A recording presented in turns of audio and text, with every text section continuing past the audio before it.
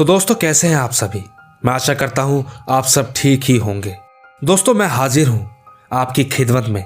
मेरे पास आपको सुनाने के लिए 5 ऐसी कहानियां हैं जो कि आपको ये साबित करेंगी कि कुछ भी यूं ही नहीं होता।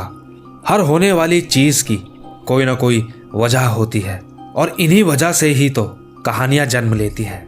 वैसे दोस्तों अगर आप पहली बार मेरे इस चैनल पर आए हैं तो अभी सब्सक्राइब करके बेल बटन ऑल पर कर लें ताकि हमारी आने वाली हर कहानी आप तक अपने आप पहुंच जाए। तो दोस्तों ठीक इसी तरह अगर आप भी चाहते हैं कि मैं आपकी कहानियों को अपनी आवाज़ दूं तो कहानियां सुनने के बाद आप मुझे इंस्टाग्राम पर मैसेज कर सकते हैं। मेरी आईडी है महेश आर्या यूट्यूबर। मैं आपको वहीं मिलूंगा। तो दोस्तों बिना देरी किए अपने अपने हेडफोन लगाएं और शुरू हो जाए मेरे यानी महेश के साथ। दोस्तों अक्सर हमारे जीवन में बहुत सी ऐसी परेशानियां आती हैं जिसका हमने बेहद मुश्किल से सामना किया होता है। ऐसे ही कुछ हादसे होते हैं जिन्हें बीते काफ़ी समय हो जाता है, परंतु जब भी हमें याद आती है तो ऐसा लगता है जैसे कल की ही बात हो। और ठीक उसी तरह उसे भूल पाना हमारे लिए उतना ही मुश्किल होता है जितना कि उसका सामना करना। तो ठीक ऐसा ही हादसा आज से तकरीबन 10 साल पहले महमूद नाम के शख्स के परिवार के साथ हुआ था। जब वह पंजाब लुधियाना में रहा करते थे। वह पंजाब में एक किराए के मकान में रहते थे जहां अक्सर अजीब अजीब सी चीज़ें हुआ करती थी।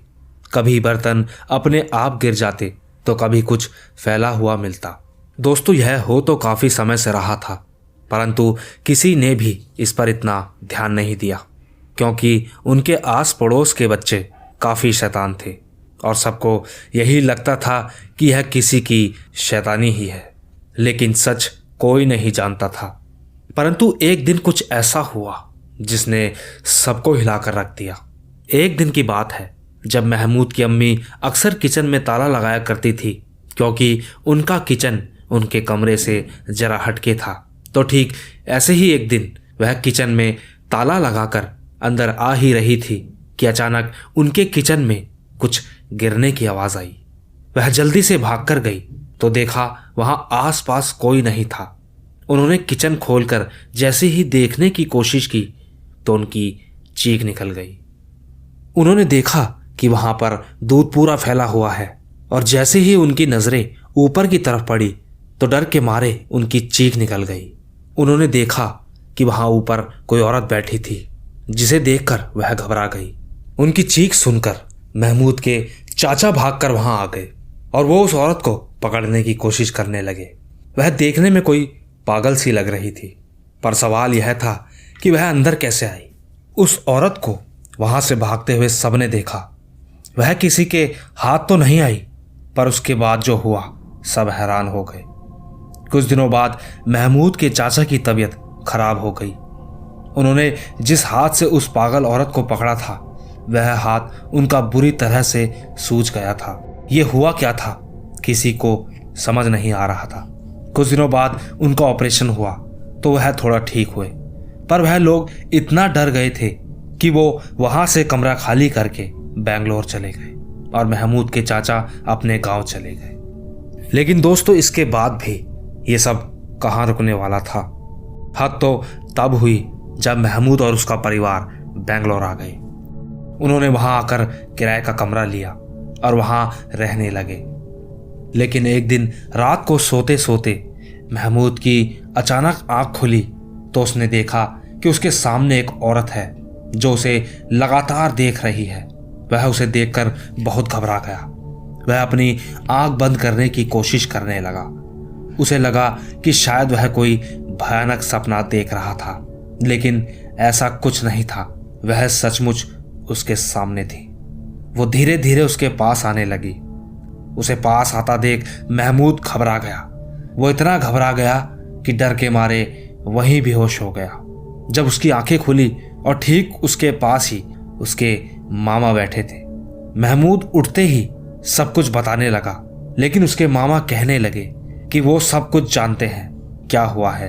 वह उनकी बात सुनकर हैरान था कि ये सब उन्हें कैसे पता चला और जब महमूद के मामा ने उसे बताया कि वह आज से 1 महीने बाद उठा है, क्योंकि वह उस रात बेहोश होने के बाद अजीब सी हरकतें करता था, सब मिलकर उसे एक पास की मस्जिद ले गए, जहां पर एक मौलवी जी ने उन्हें ठीक किया। वह एक बुरी आत्मा थी जो उसे मारना चाहती थी। उन मौलवी जी की वजह से आज सब कुछ ठीक है और वह सब लोग उसके होश में आने का इंतजार कर रहे थे। ये सुनकर महमूद हैरान था कि वह आज से 1 महीने बाद उठा है। वह उस रात से काफी डरा हुआ था, पर जब उसे पता चला कि उसका डर तो बहुत बढ़ गया था।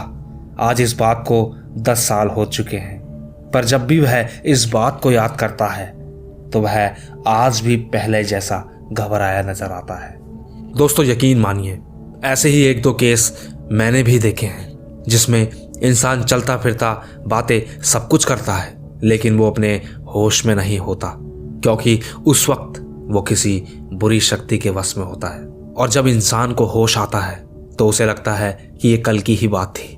बाकी दोस्तों, आपका क्या कहना है कमेंट में जरूर बताइएगा। दोस्तों, कई बार कुछ लोग कुछ पाने के लिए ऐसी गलती कर बैठते हैं कि उन्हें पता ही नहीं चलता कि वो क्या कर रहे हैं, और जब उल्टा उन पर पड़ता है, और उल्टा तो तब पड़ता है जब वही चीज उन पर ही हानि पहुंचाने लगती है। दोस्तों, ऐसी ही एक कहानी मैं आपके लिए लेकर आया हूं, जो कि आगरा के रहने वाले रोहित के साथ घटित थी। दरअसल दोस्तों, यह उस समय की बात है जब रोहित कुछ दिनों से काफी परेशान था और अकेला ही रहने लगा था। वजह यह थी कि वह एक लड़की से बेपनाह प्यार करता था, परंतु जाने किस वजह से उनके बीच धीरे धीरे लड़ाइयां होने लगी। वो दोनों एक दूसरे के साथ रहना पसंद नहीं करते थे और आखिर में वह लड़की रोहित से दूर चली गई। पर रोहित अब भी उसे अपने जीवन में वापस लाना चाहता था। उसने बहुत सी कोशिशें की, पर सारी खराब हो गई। वह कुछ नहीं कर पाया। और ऐसे ही एक दिन वह सोशल नेटवर्क पर देखने लगा तो उसे दिखाई दिया कि किसी को भी अपने वश में कैसे किया जाए। वो उस वीडियो को चलाकर देखने लगा।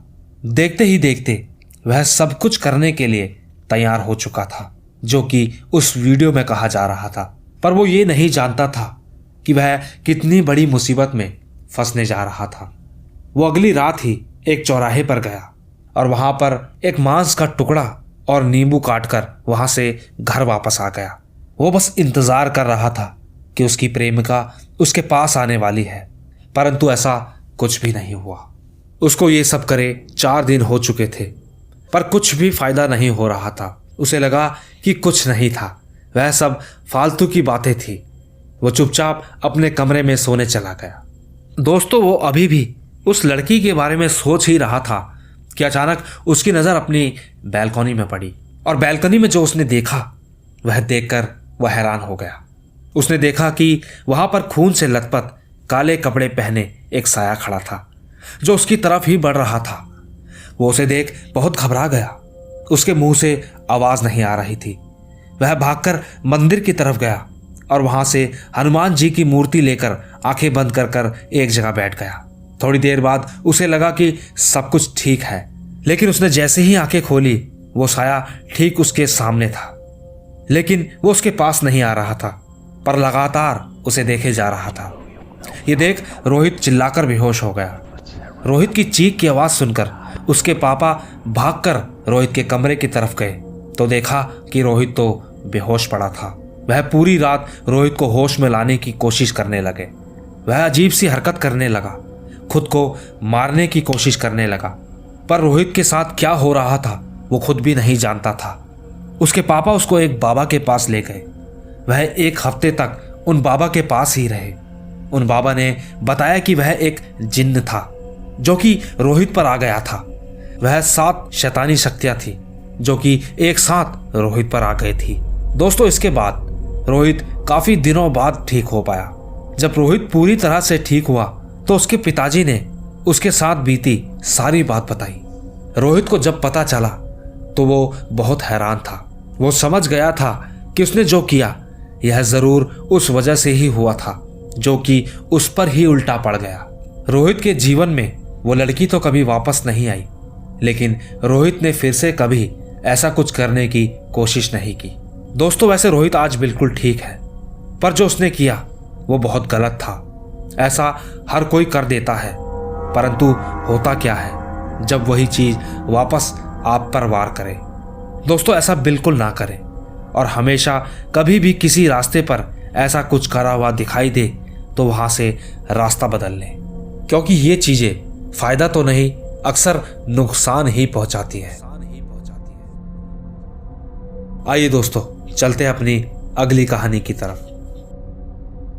दोस्तों अक्सर हमारे जीवन में बहुत से संकट आते हैं। जो लोग इन पर यकीन करते हैं वह इस बात पर यकीन करते हैं, और जो लोग नहीं करते वो इन बातों पर तब यकीन करते हैं जब उनके साथ भी इसी तरह का कुछ हो जाता है।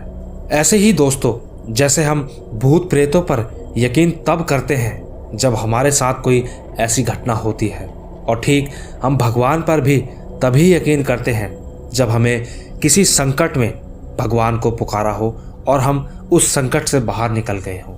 तो ठीक ऐसी ही एक कहानी मैं आपको बताने वाला हूं, जो कि उड़ीसा में रहने वाले दिवेश के साथ घटी थी।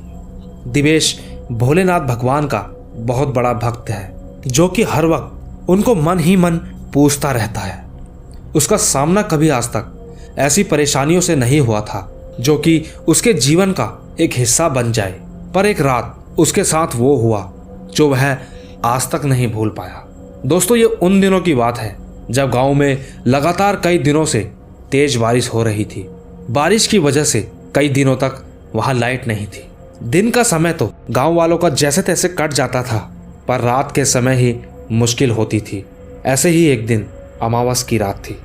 अक्सर लोग बाहर ही सोते थे, लेकिन वहां उस दिन कोई बाहर नहीं निकलना चाहता था, क्योंकि कहा जाता था कि उनके गांव में एक ऐसा आदमी था जो कि चोरी चकारी करता था, जिसकी मृत्यु अमावस के दिन ही हुई थी। वह अक्सर अपना बदला लेने आता था। कहते थे कि वह कई बार कई लोगों पर हमला कर चुका था। उसका डर इतना फैला हुआ था कि सब उस दिन और रात को बाहर नहीं निकलना चाहते थे, क्योंकि सब जानते थे कि उसकी आत्मा जरूर आएगी। पर यह बात दिवेश भूल गया था। उन दिनों गर्मी भी बहुत थी, जिसकी वजह से दिवेश बाहर ही सोने लगा। वह भूल गया था कि आज अमावस की रात है। उसकी आंखें लगभग लग ही गई थी कि एक तेज हवा का झोंका उसके शरीर को छू के चला गया। वो एकदम से उठा और थोड़ा घबरा गया। जाने ऐसा क्या हुआ कि वह कुछ बोलना चाह रहा था, लेकिन बोल नहीं पा रहा था। धीरे धीरे उसे महसूस होने लगा कि जैसे उसका शरीर भारी सा हो रहा था, और ठीक जैसे ही उसने अपने ऊपर देखा तो वो इतना घबरा गया कि वो वहीं जाम रह गया। उसने देखा कि एक बहुत बड़ी परछाई थी जो उसके ऊपर बैठकर उसका गला दबा रही थी। वो इतना डर गया था कि वह ये सब सोचने लगा था कि आज शायद वो नहीं बच पाएगा। वो आंखें बंद करके भोलेनाथ को याद करने लगा। उसे लग रहा था कि वह नहीं बच पाएगा, पर धीरे धीरे सब कुछ शांत हो गया और पहले जैसा हो गया। वो जल्दी से उठकर अंदर की तरफ भागा और अपने कमरे में जाकर मंदिर में हाथ जोड़ने लगा। वह इतना डर गया था कि उसकी नजरें बार बार बाहर की तरफ ही जा रही थी। वो जान गया था कि गांव वाले जो कहते थे वह सच था, और साथ ही वह यह भी जान गया था कि भगवान की कृपा से आज वो बच गया है। दोस्तों इसके अगले दिन ही वो भोलेनाथ के मंदिर गया और वहां पूजा पाठ करने लगा। पूजा करने के साथ साथ वो भगवान से प्रार्थना कर उनका धन्यवाद करने लगा। दोस्तों उसके बाद से दिवेश कभी बाहर नहीं सोया। वह शायद उस रात अमावस की थी, इसीलिए ऐसा हुआ होगा। लेकिन उसके मन में जो डर बैठ गया था, जिसकी वजह से वो आज तक कभी बाहर नहीं सो पाया। आइए दोस्तों चलते हैं अपनी अगली कहानी की तरफ। दोस्तों मेरा नाम आदर्श शर्मा है और मैं बिहार का रहने वाला हूं। दोस्तों ये बात कुछ समय पुरानी है। जो बात मैं आपको बताने जा रहा हूं वह मेरे चाचा के साथ घटी हुई है। दोस्तों कुछ समय पहले मेरे चाचा अपने काम के सिलसिले में उत्तराखंड गए थे और उत्तराखंड में उन्हें इतना पसंद आया कि वह अपना ही कुछ काम वहां खोलना चाहते थे। इसीलिए उन्होंने साड़ी का बिजनेस शुरू किया और वहां पर एक साड़ी की दुकान खोल दी। शुरू शुरू में उनका काम थोड़ा ठीक ठाक ही चला, लेकिन धीरे धीरे वक्त के साथ उनका बिजनेस अब अच्छा चलने लगा था। उनके पैसों में बढ़त भी होनी शुरू हो गई थी। वह अपने काम को लेकर बहुत खुश थे। उन्हें उत्तराखंड में रहते रहते काफ़ी महीने हो चुके थे। बिजनेस में अच्छा पैसा बन जाने की वजह से वह बेहद खुश थे और अब वह अपने घर भी जाने लगे थे। अपने साथ कुछ पैसे जोड़ने के बाद वह काफ़ी समय बाद अपने घर जा रहे थे। उन्हें इस बात की बेहद खुशी थी। उनके पास एक बाइक भी थी। उन्होंने अपनी बाइक से जाने का फैसला किया और वह 6:30 बजे वहाँ से अपने घर के लिए निकल गए। लेकिन दोस्तों, रास्ते में उनके साथ क्या होने वाला था इसकी खबर किसी को नहीं थी। वह काफ़ी आगे तक बढ़ चुके थे, लेकिन रास्ते में एक रास्ता ऐसा भी आया जहाँ पर काफ़ी कोहरा था। वह उस कोहरे को देखकर पहले तो रुक गए, क्योंकि वह बहुत ज़्यादा ही दिखाई दे रहा था, जिसकी वजह से उन्हें बाइक चलाने में डर भी लग रहा था। लेकिन वह बाद में ये सोचकर आगे बढ़ने लगे कि पहाड़ी इलाका है तो कोहरा तो होगा ही। इससे पहले कि कोहरा और बढ़ता तो उन्होंने आगे बढ़ना ही ठीक समझा। चलते चलते उनके गांव के बीच एक झील आती थी जो उन्हें दूर दूर तक कहीं नहीं दिख रही थी। वह थोड़ा सोचने लगे, पर फिर भी वह जैसे तैसे अपने घर पहुंच गए। लेकिन दोस्तों, घर पहुंचने के बाद कुछ अजीब हुआ, क्योंकि उन्होंने जैसे ही अपने घर का दरवाज़ा खटखटाया तो कोई आदमी ने दरवाज़ा खोला। वह पूछने लगे कि कौन? तो मेरे चाचा ने उससे पूछा कि तू कौन है और मेरे घर में क्या कर रहा है।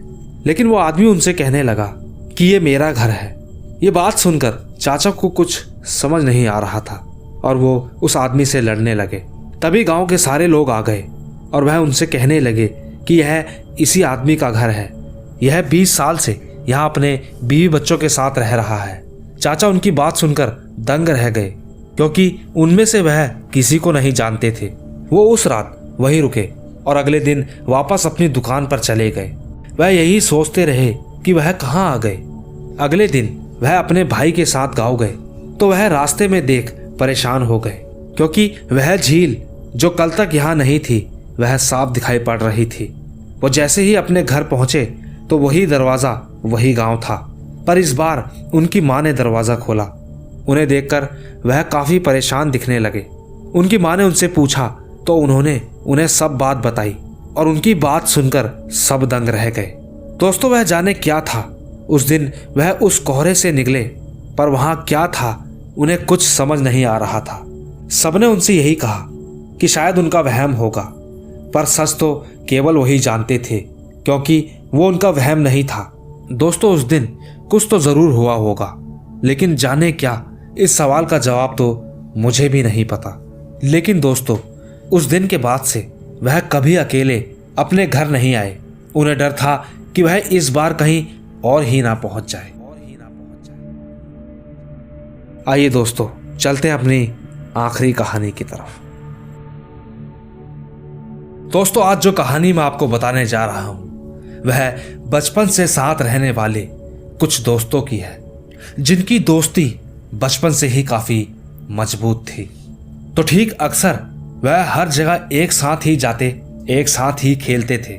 पर अचानक एक दिन ऐसा हुआ जिससे सबके होश उड़ गए और उनकी दोस्ती को किसी की नजर लग गई, जिसकी वजह से सब बिछड़ गए। ये कहानी गाजियाबाद में रहने वाले शेखर कुमार और उनके बचपन के दोस्त खेमचंद, उसका भाई राहुल और आमिर की है। यह हादसा उनके साथ तब हुआ था जब उन सबकी उम्र लगभग 11 या 12 साल की थी। वह सारे दोस्त बचपन से साथ थे और गांव के स्कूल में साथ पढ़ते थे। एक दिन खेमचंद के पिताजी कुछ साल पहले मध्य प्रदेश से गांव आए थे। वह गांव के बाहर शहर में रिक्शा चलाते थे। हालांकि वह गांव में किराए में रहते थे, तो वह खेमचंद को लेकर गांव के बाहर शहर में ही किराए पे रहने लगे, क्योंकि वह जानते थे कि उनके लिए भी काम करना आसान होगा और गांव के बाहर किराए पर कमरा सस्ता भी होगा। लेकिन दोस्तों, ये कोई नहीं जानता था कि वहां पर क्या होने वाला था। दोस्तों, कुछ दिन जैसे तैसे बीते, लेकिन उन बीते कुछ दिनों के बाद आमिर भी खेमचंद और राहुल के साथ ही उसी जगह पर किराए पर रहने लगे जहां वह सब रह रहे थे।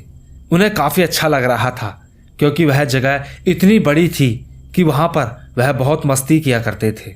शेखर भी गांव से खेमचंद, राहुल और आमिर के साथ खेलने बाहर चला जाता था और शाम होते होते गांव वापस आ जाता था। शेखर को भी शहर के उस घर में खेलने में बहुत मजा आता था क्योंकि वह घर काफी बड़ा था और उस घर के और भी कमरे किराए के लिए खाली थे जहां पर उन सबको छुपने के लिए जगह मिल जाती थी। वो लोग अक्सर वहां पर छुपन छुपाई का गेम खेलते थे। तो ठीक एक दिन खेमचंद ने उन सबको बताया कि वह कल रात एक बहुत खूबसूरत लड़की से मिला जो कि वहीं रहती है। इस बात पर किसी को यकीन नहीं हुआ क्योंकि राहुल और आमिर भी वहीं रहते थे। उनको वह लड़की नहीं दिखी थी क्योंकि अगर वो लड़की वहां होती तो उन्हें भी तो दिखाई देती। तो ठीक सब उसका मजाक बनाने लगे। पर जब खेमचंद ने कहा ठीक है, मैं कल तुम सबको उससे मिलवाऊंगा, मिलवाने की बात सुनकर सबको उसकी बात पर यकीन होने लगा। और अगले दिन जब शेखर भी शहर जा रहा था तो उसकी माँ को पता चल गया था कि वह अक्सर स्कूल के रास्ते से ही शहर चला जाता था। इस बात पर उसकी माँ ने उसे बहुत डांटा और उससे कहा कि वहां मत जाना, वहां पर कुछ समय पहले ही एक लड़की ने फांसी लगा ली थी। दोस्तों, ये बात सुनने के बाद शेखर डर तो गया था लेकिन वह अभी भी उस खूबसूरत लड़की से मिलना चाहता था। दोस्तों, अगले दिन जब वह सब स्कूल आए तो शेखर ने उन सब से पूछा कि उस लड़की से मिले तो सब ने कहा वह सच में बेहद खूबसूरत थी। सबकी बात सुनने के बाद शेखर ने सबको वह बात बताई जो कि उसकी माँ ने उसे बताई थी, लेकिन होना वही था, किसी ने उसकी बात पर यकीन नहीं किया। और इसी के चलते इसके बाद जो हुआ वह शेखर आज तक भूल नहीं पाया। अचानक खेमचंद, राहुल और आमिर की तबीयत खराब हो गई। वह काफी दिनों तक स्कूल नहीं आए। जब शेखर को कुछ ठीक नहीं लगा तो वह अपनी माँ से पूछने लगा कि आपको उस लड़की के बारे में किसने बताया। तो उसकी माँ ने कहा कि अखबार में आया था। दोस्तों, शेखर जैसे ही किसी को कुछ बताता कि अचानक उस तक खबर आई कि राहुल के मुंह से खून निकलने लगा था और उसकी मृत्यु हो गई। यह सुनकर वह कांप गया कि ऐसा कैसे हुआ। वह वहां जाना चाह रहा था। तो ठीक वह अगले दिन जब शहर के लिए निकल रहा था तो आमिर के पिताजी गांव से निकल रहे थे। उन्होंने शेखर को बताया कि कल रात आमिर ने खुद को फांसी लगा ली। शेखर ये सब बात सुनते ही बहुत घबरा गया। वह समझ गया था कि ये क्या हो रहा था। उसने वह लड़की की बात आमिर के पिताजी को बताई। वह भी सुनकर कांप उठे क्योंकि उन्हें इस बात का अब तक कुछ पता नहीं था। उन्होंने तुरंत खेमचंद के पिताजी को फोन करके सब बताया। खेमचंद अभी भी तेज बुखार से तप रहा था। वह समझ गए थे कि अगर अब वह यहाँ रुके तो वह खेमचंद को भी खो देंगे। तो ज्यादा देरी ना करते हुए वह उसी समय गांव के लिए निकल गए। गांव आने के बाद वह थोड़ा ठीक था और धीरे धीरे ठीक हो गया। पर इस हादसे में उन्होंने राहुल और आमिर को खो दिया। दोस्तों, शेखर आज बहुत बड़ा हो गया है पर उसे अपने बचपन का वो दोस्त आज भी याद आता है।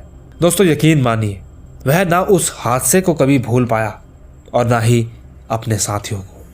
दोस्तों, अक्सर ऐसा होता है, कभी कभी इंसान अपनी मनमानी कर बैठता है और जाने अनजाने में कुछ ऐसी गलतियां हो जाती हैं जिसका खामियाजा उन्हें मौत से चुकाना पड़ता है। दोस्तों, मेरा काम कहानी सुनाने का है जो कि आप में से ही किसी की आप बीती होती है। ज़्यादा कुछ तो नहीं। मैं उम्मीद करता हूँ कि आपको ये सब कहानियाँ ज़रूर पसंद आई होगी। दोस्तों, अगर आपको ये कहानियाँ अच्छी लगी हो तो इसे लाइक, शेयर और कमेंट तो ज़रूर कीजिएगा। लेकिन ये बात हमेशा याद रखिएगा कि आपका प्यार ही हमारा त्यौहार है। Bye bye.